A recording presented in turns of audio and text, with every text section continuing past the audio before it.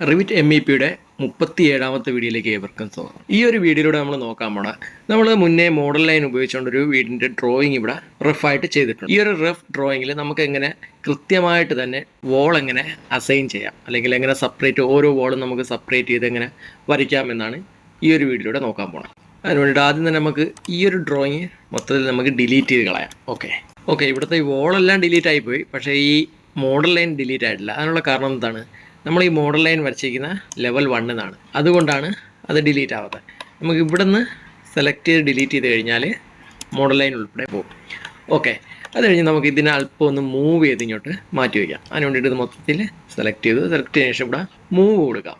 Okay, move കൊടുത്തതിന് ശേഷം just drag and drop ചെയ്ത് കഴിഞ്ഞാൽ ഇതുപോലെ മൂവ് ആയി കിട്ടും. ഓക്കെ, നമുക്കൊരു സെൻറ്റർ പോർഷനിലേക്ക് തന്നെ വീണ്ടും ഒന്നുകൂടെ ഒന്ന് മൂവ് ചെയ്ത് വെച്ച് കൊടുക്കാം. ഓക്കെ, അത് കഴിഞ്ഞിട്ട് നമുക്ക് ഇനി വോൾ സെലക്ട് ചെയ്യണം. വോൾ സെലക്ട് ചെയ്യാൻ ഇവിടെ ആർക്കിടെക്ചറിലേക്ക് വന്ന് ഇവിടെ വോൾ എടുത്തു. ഓക്കെ, നമുക്ക് ഇഷ്ടപ്പെട്ടൊരു വോൾ എടുക്കാം. ഈ വോൾ സെലക്ട് ചെയ്യുന്നതിന് മുന്നേ ആയിട്ട് നമുക്കറിയാം നമുക്ക് മെറ്റീരിയൽ എല്ലാം സെറ്റ് ചെയ്യേണ്ടതായിട്ടൊക്കെ ഉണ്ട്. ഓക്കെ, അതിലേക്ക് വരുന്നതിന് മുന്നേ നമ്മൾ ആദ്യം തന്നെ എന്ത് മെറ്റീരിയലാണ് ഇവിടെ കൊടുക്കേണ്ടതെന്നുള്ളത് നമ്മൾ ഡിസൈൻ ചെയ്ത് നമ്മളെ മനസ്സിനകത്തൊരു ഐഡിയ ഉണ്ടാവണം. അതായത് ഇപ്പോൾ ബാക്കിലോട്ട്, ഇപ്പോൾ വീടിൻ്റെ ബാക്ക് സൈഡിലോട്ടൊക്കെ പ്ലെയിൻ ആയിട്ടായിരിക്കും പോകുന്നത്, ബ്രിക്ക് വെച്ച് കെട്ടിയിട്ട് അത് പ്ലാസ്റ്റർ ചെയ്താണ് എടുക്കുന്നത്. ഓക്കെ, എന്നാൽ ഈ ഫ്രണ്ട് ഏജിലൊക്കെ വരപ്പോഴേക്കും ഇവിടെ ചിലപ്പോൾ ഫ്രണ്ടിലൊരു ഗ്ലാഡിങ് പോലെ ഒട്ടിക്കും, ശരിയല്ലേ? എന്നാൽ അകം സൈഡ് എങ്ങനെയാണ് വരുന്നത്? പ്ലാസ്റ്ററിങ് ആയിരിക്കും. അതുപോലെ തന്നെ പ്ലാസ്റ്ററിങ് എല്ലാം കഴിഞ്ഞിട്ട് നമുക്കിപ്പോൾ റൂമിനകത്ത് ഇപ്പോഴത്തെ ഒരു മോഡൽ അനുസരിച്ചിട്ട് പല കളറായിരിക്കും വരുന്നത്. ഓക്കെ, ഇപ്പോൾ ഇവിടെ റെഡ് ആണെങ്കിൽ ചിലപ്പോൾ ഇവിടെ യെല്ലോ ആയിരിക്കും, ബാക്കി രണ്ട് സൈഡ് വൈറ്റ് ആയിരിക്കും. അങ്ങനെ സെപ്പറേറ്റ് പലതരം കളറുകളായിരിക്കും വരുന്നത്. ഓക്കെ, അപ്പോൾ അതെല്ലാം നമുക്ക് ചെയ്യണമെങ്കിൽ ഇതിനെല്ലാം സെപ്പറേറ്റ് ആയിട്ട് വോളുകൾ കിട്ടിയാൽ മാത്രമേ നമുക്ക് അങ്ങനെ ചെയ്യാൻ കഴിയത്തുള്ളൂ. അപ്പോൾ അതെങ്ങനെയാണ് ചെയ്യേണ്ടതെന്നാണ് ഈ ഒരു വീഡിയോയിലൂടെ നമുക്ക് നോക്കേണ്ടത്. അപ്പോൾ അതിന് വേണ്ടിയിട്ട് നമുക്ക് ആദ്യം തന്നെ വേണമെങ്കിൽ ഒരു ടെക്സ്റ്റ് ചെയ്ത് വയ്ക്കാം. അതായത് നമ്മുടെ ഒരു റെഫറൻസിന് വേണ്ടിയിട്ട് ഇപ്പോൾ ഈ വോളിൽ ഏതൊക്കെ കളറാണ്, പുറത്ത് ഏത് കളർ വരുന്നു, അകത്ത് ഏത് കളർ വരുന്നു, അത് നമ്മുടെ ഒരു ഡിസൈൻ ഉണ്ടാവുമല്ലോ. അപ്പോൾ അത് നമുക്കിവിടെ ടെക്സ്റ്റ് ചെയ്ത് വയ്ക്കാം. അതിന് വേണ്ടിയിട്ട് ഇവിടെ അനോട്ടേറ്റിലേക്ക് വരാം. അനോട്ടേറ്റിലേക്ക് വന്നതിന് ശേഷം ഇവിടെ ടെക്സ്റ്റ് എടുത്തതിന് ശേഷം എനിക്ക് ഈ റൂമിൻ്റെ ഈ ഒരു വോൾ ഔട്ട് സൈഡ് എനിക്ക് വൈറ്റ് ആണ് വേണ്ടത്. ഓക്കെ, വൈറ്റ് കാണുമ്പോൾ നമ്മൾ W എന്ന് കൊടുത്തു, സ്പേസ്. ഓക്കെ, അകം യെല്ലോ വരണം.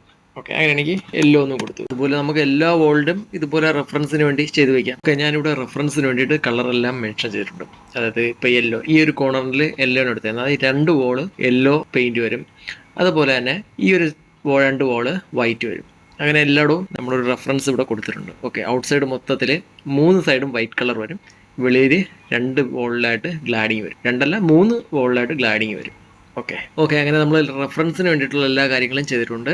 ഇനി നമുക്ക് വോൾ വരച്ചു തുടങ്ങാം. വോൾ വരയ്ക്കാൻ വേണ്ടിയിട്ട് ഞാനിവിടെ ലെവൽ സെലക്ട് ചെയ്തിട്ടുണ്ട്. ലെവൽ 2 എന്നാണ് ഞാൻ വരയ്ക്കുന്നത്. കാര്യം എന്താണെന്നുള്ളത് നമുക്കറിയാം. ലെവൽ 1 മുതൽ ലെവൽ 2 വരെ എന്ന് പറയുന്നത് ബേസ്മെൻറ്റ് ഏരിയയാണ്.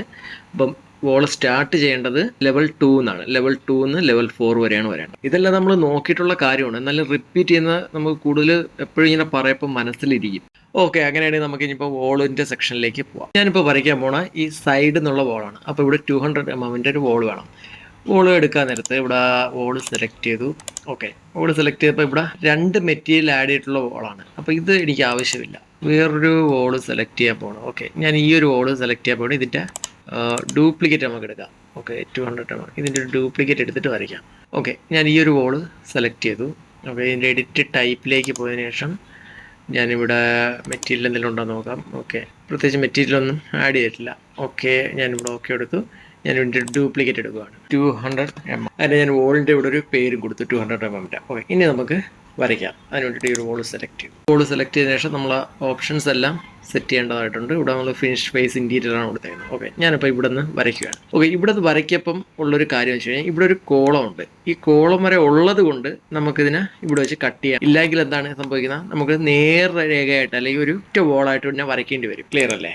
നമുക്ക് ഇപ്പോൾ ഈ ഒരു കോളം ഇവിടെ ഇല്ലയെന്ന് വെച്ചോളൂ. ഞാൻ ഇവിടെ നിന്ന് ഒരു വോൾ വരയ്ക്കുകയാണ്. ഇവിടെ നിന്ന് ഒരു വോൾ വരയ്ക്കുമ്പോഴേക്കും എന്താണ് സംഭവിക്കുക? എനിക്ക് ഇപ്പോൾ നേർരേഖയായിട്ട് ഒറ്റ വോളായിട്ട് ഇതിനെ വരച്ചെടുക്കാനായിട്ട് സാധിക്കും.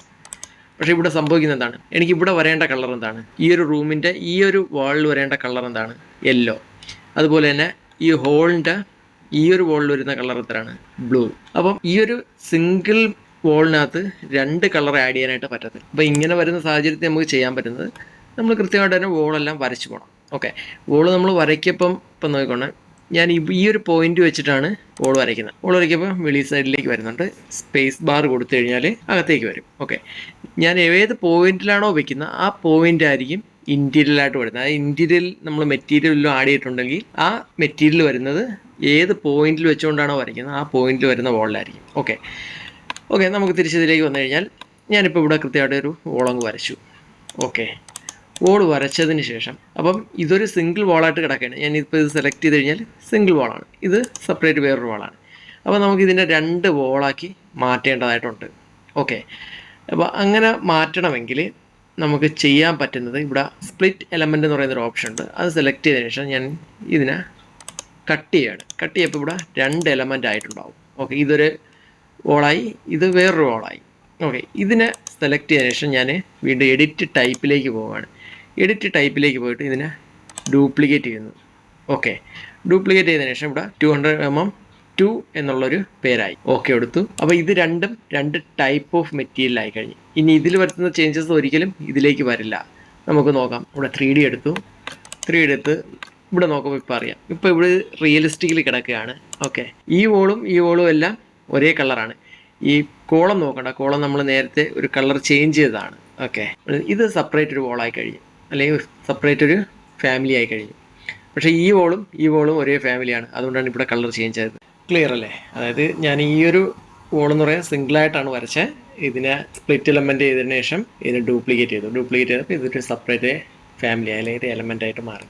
ഓക്കെ, അങ്ങനെ ഓരോ വോളും ഡ്യൂപ്ലിക്കേറ്റ് ചെയ്ത് വരച്ചാൽ മാത്രമേ നമുക്ക് ഉദ്ദേശിക്കുന്ന രീതിയിലുള്ള കളറുകൾ ഇവിടെ ആഡ് ചെയ്യാനും നമ്മൾ ഉദ്ദേശിക്കുന്ന ഡിസൈൻ കൊണ്ടുവരാനും കഴിയത്തുള്ളൂ. ഓക്കെ, അപ്പോൾ ഈ ഡ്യൂപ്ലിക്കേറ്റ് എടുത്ത് വരയ്ക്കുന്നതിൻ്റെ പ്രാധാന്യം എത്രത്തോളം ഉണ്ടെന്നുള്ള മനസ്സിലായല്ലോ. അപ്പോൾ ഈ ഒരു രീതിയിൽ നമുക്ക് ഈ ഒരു ഡ്രോയിങ് ഫുള്ള് കംപ്ലീറ്റ് ചെയ്യാം. അപ്പോൾ അടുത്തൊരു വീഡിയോയിൽ നമുക്ക് ഈ ഒരു ഡ്രോയിങ് മൊത്തത്തിൽ കംപ്ലീറ്റ് ചെയ്യാം. അതുപോലെ തന്നെ നമുക്ക് വോളിൽ എങ്ങനെ പെയിൻറ്റിങ് ചെയ്യാം, അതുപോലെ ഗ്ലാഡിങ് കൊടുക്കുന്നത് എങ്ങനെയാണ്. ഗ്ലാഡിങ് നമുക്ക് വേറൊന്നുമില്ല, ഈ മെറ്റീരിയൽ എങ്ങനെയാണ് നമ്മൾ മാനേജിൽ പോയതിനു ശേഷം നമ്മളിവിടെ മെറ്റീരിയൽ ആഡ് ചെയ്തിട്ട് സെയിം ആ ഒരു ഇത് തന്നെയാണ്. പക്ഷേ നമ്മൾ നാളെ പഠിക്കുന്നതിൽ അഡീഷണൽ ആയിട്ടുള്ളത് നമുക്ക് വോളിൽ എങ്ങനെ പെയിൻറ്റിങ് ചെയ്യാം എന്നുള്ളതാണ്. ഓക്കെ.